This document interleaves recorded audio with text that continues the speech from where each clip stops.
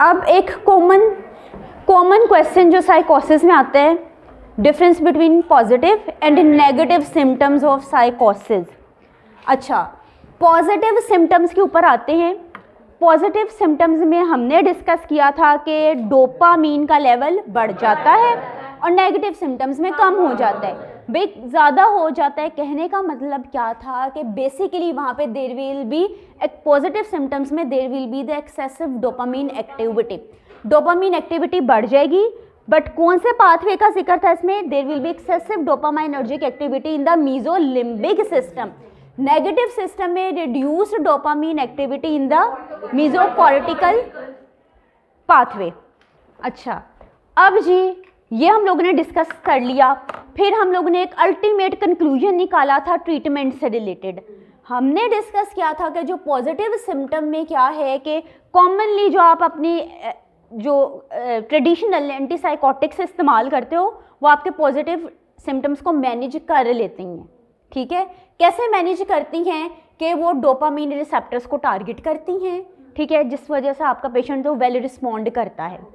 इसके कंपैरेटिवली जब मैं नेगेटिव सिम्टम्स की बात करूं तो भाई पेशेंट लेस रिस्पॉन्सिव होता है टूवर्ड्स दी ट्रेडिशनल एंटीसाइकोटिक्स। भाई नेगेटिव सिम्टम्स में आपके डिफरेंट जो दूसरे न्यूरोट्रांसमीटर्स हो रहे हैं वो भी इफेक्ट हो रहे हैं। ठीक है, so this is more complex. देखो, हम लोगों ने जिक्र किया था सेरोटोनिन का, हम लोगों ने जिक्र किया था ग्लूटामेट का। भाई डिफरेंट न्यूरोट्रांसमीटर्स का इम्बैलेंस आ रहा था। सो दिस इज़ डिफ़िकल्ट कि आप नेगेटिव सिम्टम्स को मैनेज करें। तो भाई इसमें आपके एंटीसाइकोटिक्स रिस्पॉन्ड भी, पेशेंट उनको रिस्पॉन्ड भी नहीं करता। ठीक है, तो हम लोग बार बार यहाँ तो ड्रग्स चेंज करते हैं, ड्रग्स की डोज को बार बार एडजस्ट करना पड़ता है। नो डाउट वो पॉजिटिव में भी करना पड़ता है, लेकिन नेगेटिव की मैनेजमेंट इज़ मोर डिफ़िकल्ट। इसमें हम लोगों का नेगेटिव सिम्टम्स में फोकस क्या है? That is the psychological interventions. Psychologically यानी कि हम उसे थेरेपीज देते हैं, कम्युनिकेट पेशेंट के साथ ज़्यादा करते हैं। ठीक है, रिहैबिलिटेशन प्रोग्राम्स के ऊपर हम लोगों का फोकस ज़्यादा है इन केसेस में। ठीक है, आपके पास जो पॉजिटिव सिम्टम्स के लिए आजकल जो फर्स्ट लाइन ड्रग थेरेपी यहाँ कॉमनली यूज्ड ड्रग है दैट इज़ रिस्पेरिडोन। रिस्पेरिडोन भाई देखो, पॉजिटिव या नेगेटिव सिम्टम्स हैं, डोपामीन के अलावा दूसरे आयंस दोनों में ही इफेक्ट हो रहे हैं। ठीक है, लेकिन ये जो आयंस का इम्बैलेंस है नेगेटिव सिम्टम्स में कंपैरेटिवली थोड़ा ज़्यादा देखा गया है, तो इस वजह से नेगेटिव सिम्टम्स की ट्रीटमेंट इज़ डिफ़िकल्ट। बहरहाल जी जो पॉजिटिव सिम्टम्स हैं उसके लिए जो हम लोग ड्रग कॉमनली यूज़ करते हैं दैट इज़ रिस्पेरिडोन। कंक्लूड कर लो, रिस्पेरिडोन का फंक्शन क्या था कि डोपामीन रिसेप्टर्स D2 रिसेप्टर्स को भी वो ब्लॉक करता था और साथ में सेरोटोनिन टाइप 2A रिसेप्टर्स के ऊपर भी that was acting as an antagonist. ठीक है, इसके कंपैरेटिवली आपके पास जो ट्रीटमेंट आ रही थी फॉर द नेगेटिव के लिए that was aripiprazole, lurasidone and the olanzapine. Clear?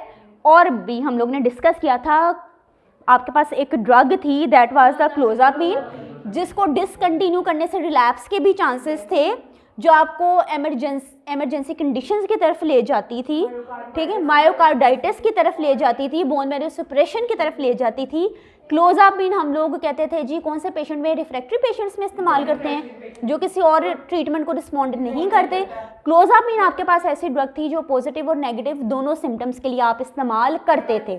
ठीक है, अब जी क्लोजापिन का एक बेनिफिट क्या था कि हमने कहा ना न्यूरॉन्स का, न्यूरोट्रांसमीटर्स का इम्बैलेंस हो गया। Clozapine was acting as an antagonist for the no doubt dopamine receptors को भी ब्लॉक कर रही थी, आपके सेरोटोनिन टाइप 2 रिसेप्टर्स को भी ब्लॉक कर रही थी, आपके एसिटाइलकोलिन के रिसेप्टर्स को भी ब्लॉक कर रही थी। इसके अलावा आपके एड्रीनर्जिक यानी कि नोरएपिनेफ्रिन के रिसेप्टर्स को भी ब्लॉक कर रही थी। और नोरएपिनेफ्रिन के रिसेप्टर्स में जो आपके जो अल्फा रिसेप्टर्स थे उनको तो दोनों रिसेप्टर्स को ब्लॉक करती थी, जबकि इसकी जो ब्लॉकेज है towards the beta receptor was less. ठीक है, सो ये इनकी ट्रीटमेंट की बात आ गई। पहले हम लोगों ने रीज़न डिस्कस कर ली, इटियोलॉजी देख ली कि आपके पास साइकोसिस हुई क्यों। दूसरे नंबर पे हम डिफरेंस में हमने इसकी ट्रीटमेंट डिस्कस कर ली। अच्छा, अब बच्चों इसके बाद भी थर्ड के ऊपर आ जाओ। हमने डिस्कस किया था कि पॉजिटिव सिम्टम्स के अंदर जो मेजर सिम्टम्स आपके पेशेंट को आते हैं that was the hallucination and delusion, और कहीं ना कहीं डिसऑर्गेनाइज्ड थिंकिंग आ रही थी। Major was hallucination and delusion. And delusion. Hallucination क्या आपने 3 टाइप्स डिस्कस की थी, that was tactile, olfactory and auditory. Tactile जैसे कोई टच कर रहा है, ठीक है, ऑल्फैक्टरी सेंस स्मेल आ रही जो एग्जिस्ट ही नहीं करती, और ऑडिटरी कुछ सुनाई देना, ठीक है। अब ये देखो ये अनयूजुअल से सिम्टम्स है ना, ठीक है, तो भाई पॉजिटिव में क्या होगा, there will be the presence of the abnormal behaviour और एक्सपीरियंस, यानी कि ऐसा एक्सपीरियंस पेशेंट ने किया जो एग्जिस्ट करता ही नहीं है, दैट वाज एबनॉर्मल। लेकिन इसके कंपैरेटिवली नेगेटिव सिम्टम्स के अंदर क्या होगा कि पेशेंट के अंदर जो नॉर्मल बिहेवियर था उस एबनॉर्मल बिहेवियर की या तो एब्सेंस हो जाएगी या फिर रिडक्शन हो जाएगी, या तो एग्जिस्ट नहीं करेगा या वो कम हो जाएगा, देयर विल बी एब्सेंस और reduction of the normal function. For example क्या हो जाएगा, अब ये terminologies MCQs point of view से भी याद रखनी है। Alogia, that means poverty of speech, ठीक से बोला नहीं जाएगा, ठीक है, ओके। फ्लैट इफेक्ट, यानी कि फ्लैट इफेक्ट, कोई एक्सप्रेशन उसके चेहरे पे नहीं है।